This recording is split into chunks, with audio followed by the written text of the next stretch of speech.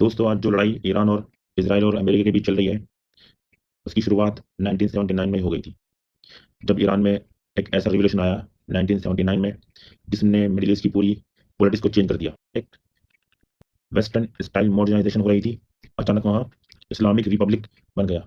लेकिन सवाल है, ये सब कैसे हुआ? 1979 से पहले ईरान में सरकार थी मोहम्मद रजा शाह पहलवी की। शाह ईरान को वेस्टर्न कंट्री बनाना चाहता था, लेकिन प्रॉब्लम ये थी, लोगों को पॉलिटिकल फ्रीडम नहीं थी, रिलीजियस लीडर नाराज थे और इकोनॉमी इनइक्वलिटी बढ़ रही थी। इसी दौरान एक religious leader Ayatollah Ruhollah Khomeini Shah की पॉलिसी के खिलाफ आवाज उठाते हैं और शाह उन्हें एग्जाइल कर देता है, मतलब जिला वतन कर देता है शाह उन्हें। 1964 में शाह ने उन्हें टर्की भेजा गया। उसके बाद उनको इराक भेजा गया, जहां वो 13 साल नजफ इराक में रहे। यहीं से शाह के खिलाफ बयान और तहरीक चलाते रहे और 1978 में भी इराक की सरकार ने दबाव में उन्हें वहां से भी निकाल दिया। और फिर से ही उन्होंने टेप रिकॉर्डर के थ्रू भाषण देके, बयान देके ईरान की आवाम को उन्होंने मोबिलाइज किया।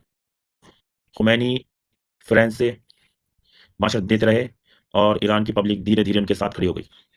और 1979 में शाह ईरान छोड़ के भाग गया और उसके कुछ दिनों बाद ही आयतुल्लाह रुहुल्लाह खुमैनी ईरान में वापस आ गए और उनका स्वागत लाखों लोगों ने ईरान के एयरपोर्ट पे किया। लेकिन रिवोल्यूशन के बाद जो सबसे बड़ा चेंज आया, वो आया पॉलिटिकल सिस्टम में। राजतंत्र बदल के बन गया इस्लामिक रिपब्लिक और यहाँ लागू हुआ एक पॉलिटिकल मॉडल, विलायत ए फ़कीह। विलायत ए फ़कीह का मतलब है, जब तक इमाम मेहदी गैब में है, तब तक एक क्वालिफाइड इस्लामिक स्कॉलर सोसाइटी की लीडरशिप करेगा।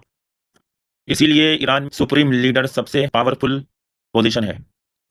और ये सब होने के बाद सुन्नी वर्ल्ड में एक रिएक्शन हुआ। इस रिवोल्यूशन के बाद मिडिल ईस्ट की कई कंट्रियों में एक प्रॉब्लम खड़ी हुई, खास तौर पर सऊदी अरबिया और इराक। उनको लगा ये इन्फ्लुएंस हमारे यहाँ भी फैल सकती है।